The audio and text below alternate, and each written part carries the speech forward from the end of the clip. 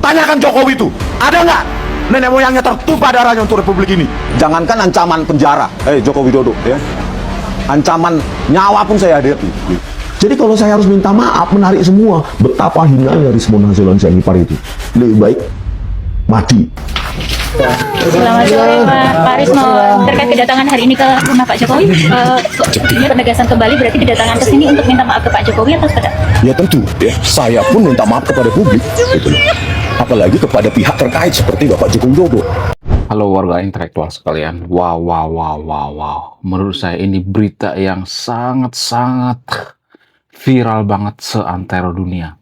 Kenapa saya mengatakan seperti itu? Karena baru-baru ini lagi viral di media sosial, di mana Rismon Syahipar yang menduga ijazah Pak Jokowi palsu tiba-tiba berbalik badan, guys. Tiba-tiba mengkhianati, tiba-tiba minta maaf sama Pak Jokowi. Wow. Luar binasa. Nah, yang jadi pertanyaan, kenapa bisa seperti itu? Kenapa tiba-tiba minta maaf? Apakah karena dia ketakutan? Apakah karena dia takut di penjara? Bagaimana fakta yang sebenarnya? Jadi, melihat masalah ini, kita nggak bisa melihat sesimpel ini permasalahan ijazah. Enggak. Jadi kalau saya analisis, ya, saya tidak berpihak di sini, ya. Saya tidak berpihak pada Pak Rismon, saya tidak berpihak pada Pak Jokowi, saya tidak berpihak pada PDIP, saya tidak berpihak pada Anies, saya tidak berpihak pada Ganjar, saya tidak berpihak pada siapapun di sini, ya. Saya tidak berpihak pada Pak Prabowo. Jadi saya benar-benar netral, ya. Jadi kalau saya perhatikan itu, ada apa di balik ini semua? Siapa sih yang ditarget oleh Rismon ini dan kawan-kawan, Roy Panci dan lain sebagainya? Siapa sih yang mereka target? Apa di balik ini semua? Jadi ini bukan permasalahan ijazah, guys. Ijazah itu hanya alasan, hanya alibi. Bukan berarti saya membela Pak Jokowi di sini, ya. Ijazah itu hanya alasan doang, gitu, ya. Bukan itu inti dari permasalahannya. Inti dari permasalahannya adalah untuk menggembosi kekuatan politik Pak Jokowi. Tujuan utamanya adalah untuk memajulkan Gibran. Itu sebenarnya. Ijazah itu cuma alasan doang, cuma alibi doang. Ya. Enggak, ini bukan permasalahan ijazah. Kalau misalnya mengatakan apakah ijazah Pak Jokowi itu asli? Ya asli. Gini, guys, ya, saya tuh susah menjelaskannya. Di Konoha itu apa aja bisa dibeli. Bukan berarti saya mengatakan ijazah Pak Jokowi dibeli, ya. Tapi kalau misalnya kita beli ijazah, walaupun kita nggak sekolah, walaupun kita cuma beli dari universitas, itu asli, guys. Walaupun kita nggak pernah sekolah gitu. Kalau kita beli misalnya nih, ya, 20 juta, 30 juta, itu asli, guys. Ijazahnya itu asli. Bukan bohongan, walaupun kita nggak pernah sekolah gitu. Walaupun karena kita nggak pernah kuliah gitu. Asli, guys. Jadi kalau ada yang mengatakan bahwa ijazah Pak Jokowi itu palsu, itu pemikiran yang sangat-sangat bodoh sekali, ya. Kalau misalnya, ya, seandainya jika gitu Pak Jokowi itu beli ijazah di UGM misalnya, apakah Pak Jokowi mau beli ijazah palsu? Enggak, ya harus asli dong. Ya kan, logikanya seperti itu. Jadi ini bukan permasalahan ijazah. Kalau ini permasalahan ijazah, logikanya gini, ya, Pak Jokowi itu kan sudah pernah wali kota, sudah pernah jadi gubernur, sudah pernah jadi pejabat daerah gitu, ya. Berarti itu artinya sudah berapa kali diuji kan ijazahnya. Itu secara logika. Ya berarti asli dong, ya. Lalu bagaimana dengan Rismon Syahipar? Kenapa dia kemarin ngomong, saya meneliti, ya. Saya adalah seorang peneliti, ya. Saya meneliti, ternyata ada semacam kepalsuan daripada ijazah Pak Jokowi. Pak Rismon mengatakan seperti itu. Apa tujuan daripada Rismon ini sebenarnya? Siapa yang diuntungkan? Apakah Rismon dalam hal ini diuntungkan? Apakah Roy Panci diuntungkan? Apakah Dr. Tiffany diuntungkan? Siapa sebenarnya yang diuntungkan dalam masalah ini? Siapa dalangnya? Di video ini saya akan bongkar siapa dalangnya. Jadi gini, guys. Sebenarnya inti daripada permasalahannya adalah menggembosi kekuatan daripada Pak Jokowi. Tujuan sebenarnya itu adalah memakjulkan Gibran. Itu sebenarnya tujuannya. Lalu yang jadi pertanyaan selanjutnya, kenapa mereka memakjulkan Gibran? Apa alasannya? Karena ada dendam pribadi. Apa itu dendamnya? Gibran ini dianggap melangkahi konstitusi gitu, ya. Gibran ini dianggap belum cukup umur jadi cawapres. Lalu apa masalahnya, apa urusannya? Ya kalau Pak Prabowo tidak mengambil Gibran sebagai wakil yang nggak bakal menang. Pak Prabowo nggak bakal menang tuh, karena berkali-kali Pak Prabowo bersaing dengan Pak Jokowi kalah mulu kan, sehingga dia ngajak kerjasama. Itu bisa dipastikan kalau Gibran itu bukan wakil daripada Pak Prabowo, nggak bakal menang ya. Lalu apa tujuan selanjutnya? Tujuan selanjutnya itu untuk menggoyang pemerintahan Pak Prabowo. Ya, setelah Gibran dimajulkan, maka pemerintahan Pak Prabowo akan goyang. Jadi tujuan sebenarnya itu untuk menggoyang pemerintahan Pak Prabowo. Nah, yang jadi pertanyaan, siapa dalangnya? Apakah dalangnya cawapres kemarin yang kalah seperti Pak Anies, seperti Pak Ganjar dan sebagainya? Bagaimana fakta yang sebenarnya? Siapa dalangnya? Apakah dalangnya Pak Anies? Apakah dalangnya Pak Ganjar? Jadi gini guys, sebenarnya intinya kalau Pak Anies misalnya nih ya ditawari ya. Jadi ini ada datanya guys ya. Nasdem pernah mengatakan kalau wakil daripada Anies itu Gibran, kenapa enggak ya kan? Itu kata Nasdem ya. Jadi itu artinya sebenarnya kalau misalnya Pak Anies itu berpasangan dengan Gibran, ini nggak bakalan ada masalah guys. Permasalahannya kan Pak Anies kan nggak berpasangan dengan Gibran. Kalau misalnya nih Gibran itu wakil daripada Anies, ini nggak bakalan dipermasalahin. Nah yang jadi pertanyaan, apakah Anies itu adalah dalangnya? Apakah Anies itu bermain cantik dalam masalah ini untuk menggoyang pemerintahan Pak Prabowo? Apakah Pak Ganjar? Apakah PDIP? Silakan disimpulkan sendiri. Saya tidak akan menyimpulkannya. Kalau saya menyimpulkan, itu artinya saya menghina kecerdasan yang nonton video ini. Saya yakin yang nonton video ini adalah masyarakat yang cerdas, penonton yang cerdas. Anda adalah penonton yang sangat jenius ya. Kemudian selain itu ya, bagaimana dengan Pak Jokowi? Kenapa sih Pak Jokowi itu banyak hatersnya akhir-akhir ini? Apa alasannya? Apakah hatersnya ini natural? Apakah hatersnya ini karbitan? Apakah hatersnya ini sengaja diciptakan? Jadi gini guys, mohon maaf bagi yang tervideo, saya tidak berpihak pada siapapun di sini, saya harus jujur ya. Pak Jokowi itu banyak hatersnya karena apa? Karena kita terlalu berharap dulu sama Pak Jokowi. Waktu Pak Jokowi masuk gorong-gorong ya, viral di media sosial, kita berpikir, wow, sepertinya Pak Jokowi ini adalah penyelamat bangsa kita. Sepertinya Pak Jokowi ini akan menjadikan Konoha jadi negara maju. Sepertinya Pak Jokowi ini adalah utusan daripada Tuhan untuk memajukan bangsa kita. Kita terlalu berharap sama Pak Jokowi, tanpa kita berpikir bahwa kemajuan satu bangsa itu tidak hanya dipengaruhi oleh presiden, tapi dipengaruhi oleh masyarakatnya. Jadi gini guys, kalau kita mau jadi negara maju itu, kita tidak boleh hanya mengandalkan presiden. Boleh mengandalkan presiden, tapi kalau sistem pemerintahannya seperti China. Sistem pemerintahan kita kan beda kan. Kita punya sistem pemerintahan demokratis kan. Kalau pemerintahan kita itu seperti Xi Jinping, ya kita bisa jadi negara maju ya. Kalau pemimpinnya seperti Xi Jinping gitu. Permasalahannya kan kekuasaan presiden itu kan sudah dibagi-bagi ya. Presiden harus tunduk sama DPR ya, harus tunduk sama Mahkamah Agung dan lain sebagainya gitu ya. Jadi kekuasaan daripada presiden dalam negara demokrasi itu sudah digembosi ya. Kecuali Pak Jokowi itu otoriter seperti Xi Jinping bisa aja gitu. Itu kan nggak mungkin ada negara demokrasi. Jadi kita itu, mohon maaf bagian videonya, kita itu ada semacam kesalahan fatal gitu ya. Kita menginginkan pemimpin seperti Xi Jinping, tapi kita tidak mau ya seperti masyarakat China. Jadi kalau misalnya Xi Jinping itu jago, hebat ya dia memerintah dengan sangat luar biasa. Kalau masyarakatnya nggak nyambung dengan Xi Jinping ya, kalau IQ-nya setara gorila ya, kalau kerjanya asal-asalan ya, kemudian nggak bisa diarahin gitu ya SDM rendah gitu. Apakah China bisa maju? Enggak. Buktinya gini ya, kalau Xi Jinping itu jadi presiden Konoha, apakah kita jadi negara maju? Enggak. Enggak bakal bisa. Yang ada Xi Jinping dikata-katain ateis ya, dikata-katain kafir ya, dikata-katain komunis gitu. Jadi sebenarnya yang bikin negara kita nggak maju itu kita gitu. Cuman masalahnya masyarakat kita kesel gitu sama Pak Jokowi. Kenapa kita kesel sama Pak Jokowi? Karena kita menganggap Pak Jokowi itu adalah penyelamat gitu ya. Karena kita menganggap bahwa Pak Jokowi itu adalah juru selamat. Kita menganggap bahwa Pak Jokowi itu seperti dewa gitu ya. Kemudian kita sangat suka dengan yang namanya ramalan-ramalan ya. Ada banyak tuh ya ramalan-ramalan eh, di media sosial ya, seperti ramalan Sabdo Palo dan lain sebagainya. Ada banyak tuh ramalan-ramalan ya, ramalan Joyoboyo. Kenapa ada ramalan Joyoboyo? Karena kita pengen diselamatkan gitu ya.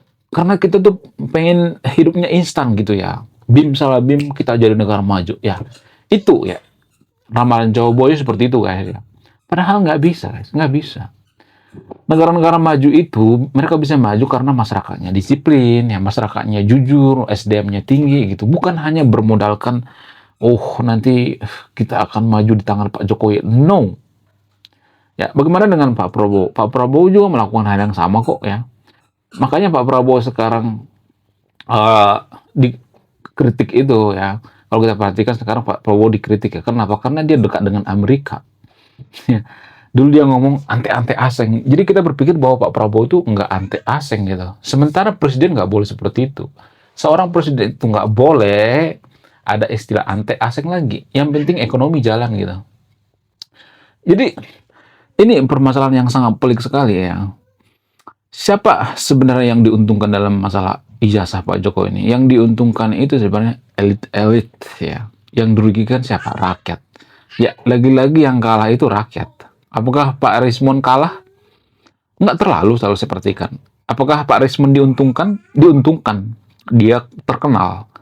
Jadi ada sebuah buku yang sangat terkenal di dunia barat ya, tapi di kono nggak terlalu terkenal. Apa itu nama bukunya?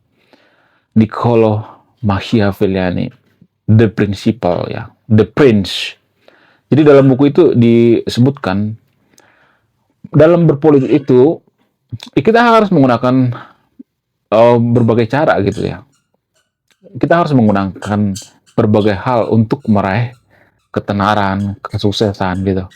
Termasuk yang dilakukan oleh Pak Prabowo. Jadi Rismon dan Pak Prabowo juga sama sebenarnya 11-12. Pak Prabowo melakukan hal yang sama. Dia menghalalkan berbagai cara untuk apa? Untuk menggandeng Gibran. Itu yang tidak disukai oleh lawan-lawan politiknya. Bagaimana dengan Rismon? Rismon itu diuntungkan juga, walaupun reputasinya hancur gitu. Apa itu? Dia terkenal gitu. Orang yang terkenal di Konoha itu biasanya akan dapat banyak job ya, walaupun reputasinya sudah hancur ya. Yang penting terkenal dulu deh ya. Makanya kalau kita perhatikan di Konoha itu seperti Fajar Setboy ya, walaupun dia tidak mengedukasi, bodoh amat, masyarakat itu bodoh amat. Walaupun dia tidak punya andil dalam kemajuan suatu bangsa, bodoh amat ya. Rizik Syihab misalnya, apakah dia punya andil dalam kemajuan suatu bangsa, kita nggak peduli itu. Yang penting terkenal dulu deh gitu ya. Jadi di Konoha itu yang paling utama itu terkenal, dan itu yang diincar oleh Rismon, Roy Panci dan lain sebagainya. Yang dirugikan itu siapa? Rakyat. Jadi rakyat kita itu energinya habis gitu ya, ngurusi Rismon, ngurusi Roy Panci, ngurusi ijazah dan sebagainya. Jadi lagi-lagi yang dirugikan itu masyarakat kita, masyarakat jelata gitu. Ya kita tidak produktif, ya kita tidak fokus pada sumber daya manusia, kita fokus pada masalah ijazah Pak Jokowi, ternyata kita di-prank gitu. Jadi kita tuh berebut tulang tapi isinya nggak ada gitu. Nah itu kalau saya perhatikan. Lalu dalang yang sebenarnya siapa? Dalang yang sebenarnya itu ya yang dendam dengan Gibran, yang dendam dengan Pak Prabowo ketika Pak Prabowo menghalalkan berbagai cara untuk menggandeng Gibran ya. Sebenarnya umur Gibran itu kan belum cukup umur ya. Lalu yang dirubah apa? Aturannya. Itu yang bikin Pak Prabowo itu tidak disukai ya. Jadi di video saya tidak berpihak pada siapapun, semua saya kritik. Pak Prabowo saya kritik. Pengamat itu harus mengkritik semuanya guys. Ya. Pengamat itu nggak boleh nggak enakan. Ini nggak dikritik, nggak boleh seperti itu. Gibran juga saya kritik kok. Harusnya Gibran menolak. Ya demi apa? Demi reputasinya. Gibran kan mohon maaf banyak videonya, bukan berarti saya si paling jago politik ya. Gibran itu kan nggak terlalu punya kontribusi kan. Kalau saya perhatikan, dia nggak punya gebrakan ya, nggak terlalu punya gebrakan saya perhatikan. Cenderung kalau saya perhatikan Gibran itu ya seperti Wapres sebelumnya, seperti Pak Maruf Amin, diam aja gitu ya, nggak terlalu berpengaruh kalau saya perhatikan ya. Kemudian kenapa bangsa kita itu susah maju? walaupun presiden kita itu berganti-ganti gitu ya, Pak Jokowi, kita berharap Pak Jokowi memajukan bangsa kita, kemudian Pak Jokowi juga dianggap presiden gagal, kemudian Pak Prabowo juga sudah teriak anti-anti asing, lalu Pak Prabowo juga tidak bisa memajukan bangsa kita. Apa sih sebenarnya yang jadi permasalahan? Jadi ada berbagai faktor ternyata guys, cuman faktor yang paling berpengaruh itu karena kita bukan negara sekuler, itu yang paling mempengaruhi. Lah apa hubungannya dengan kemajuan suatu bangsa? Sangat berhubungan. Jadi kalau kita bukan negara sekuler, maka investor akan susah masuk ke Konoha. Kenapa bisa seperti itu? Apa alasannya? Kita itu sebenarnya sekuler, tapi masih nanggung-nanggung gitu sekulernya. Nggak terlalu serius gitu ya. Kita itu sebenarnya sekuler berkedok khilafah tanpa kita sadari ya. Konoha itu khilafah guys ya. Buktinya apa? Buktinya kalau politisi mau calon tuh mereka biasanya sowan ke pemuka agama. Itu pertanda bahwa negara kita itu negara khilafah gitu ya. Secara tidak langsung negara kita negara khilafah. Jadi kalau misalnya nih investor melihat Konoha itu nggak jelas sistem pemerintahannya, apakah demokrasi, apakah otoriter, apakah sekuler, apakah khilafah dan sebagainya, ya ini menimbulkan semacam ketidakpastian sehingga investor itu nggak mau ngambil risiko. Jadi gini guys, kalau gue jadi investor ya, mohon maaf bagi interview ini ya. Kalau gue jadi investor, gue nggak ogah berinvestasi ke Indonesia. Kenapa saya mengatakan seperti itu? Apa alasannya? Gue lebih memilih China dan Vietnam. Kenapa? Karena kita itu selalu menggabung-gabungkan agama dengan pekerjaan. Kita itu bukan negara sekuler. Sekuler itu kan harusnya memisahkan gitu ya, pekerjaan dengan agama. Jadi gini guys, kalau gue jadi investor, gue punya perusahaan yang sangat gede ya, mau bangun ya, gue lebih memilih Vietnam dan China. Kenapa? Kalau gue bangun pabrik di Konoha itu, maka karyawannya itu biasanya mereka itu mencampurkan ya, di Konoha itu mencampurkan antara urusan pekerjaan dengan ibadah. Ya, bayangkan kalau kita lagi kerja ya kemudian kita mencampurkan dengan ibadah, itu kan bikin investor nggak seneng gitu ya. Boleh ibadah tapi di luar daripada kerja. Itu prinsip daripada investor. Kenapa? Karena ini mempengaruhi produktivitas, sangat mempengaruhi produktivitas ya tanpa kita sadari. Ya, kalau misalnya mengatakan oh cuma sebentar doang, cuman nggak terlalu lama gitu. Nah, yang jadi pertanyaan, kalau misalnya karyawan kita banyak yang seperti itu, ya 5 kali sehari misalnya, lembur nih ya 5 kali sehari. Apakah ini mempengaruhi produktivitas? Sangat mempengaruhi. Itu tuh yang jarang kita sadari. Kalau saya ngomong seperti ini nanti saya dianggap anti religion gitu. Enggak, no, saya bukan anti religion. Tapi saya ngomong apa adanya. Kenapa kita susah maju? Karena investor nggak mau datang ke Konoha. Kenapa China maju? Karena investor dulu berbondong-bondong masuk ke China, sehingga pengangguran berkurang, kemiskinan berkurang, negara makin sejahtera. Jadi intinya itu di investor, ya, investor asing. Jadi investor asing senang berinvestasi di China karena stabilitas politik dan masyarakat China itu nggak menggabungkan antara agama dengan pekerjaan mereka gitu. Ya itu tanpa kita sadari, ini jarang-jarang loh yang bongkar seperti ini ya. Sehingga investor-investor yang dari Singapura, dari Hong Kong, kemudian dari Taiwan, kemudian dari Amerika berkumpul di China. Zaman dulu waktu China masih miskin ya, mereka bangun pabrik di sana. Lalu mereka jadi negara maju karena dipengaruhi apa? Mereka memisahkan gitu pekerjaan dengan produktivitas. Kemudian mereka kerjanya itu ulet gitu ya. Kita kan kerjanya kan, mohon maaf ya, produktivitas kita tuh paling rendah di ASEAN guys. Karena kita masyarakat yang paling santai gitu sedunia. Ya sebelum kerja ngerokok dulu ya, kerja sebentar ngerokok ya, ngobrol, ngerumpi, ya, main HP gitu. Buktinya apa? Buktinya ya warga Indonesia yang kerja di Jepang itu biasanya suka kena marah sama bosnya. Kenapa? Karena saya udah pernah kerja sama orang Jepang. Kerja sama orang Jepang itu kalau kerja gitu, fokus gitu. Nggak boleh main-main dalam kerja gitu. Kita tuh nggak punya tradisi seperti itu. Kita nggak punya etos kerja seperti itu. Sehingga kita susah jadi negara maju. Ya, jadi kita jangan terlalu berharap sama Pak Jokowi, Pak Prabowo gitu. Enggak.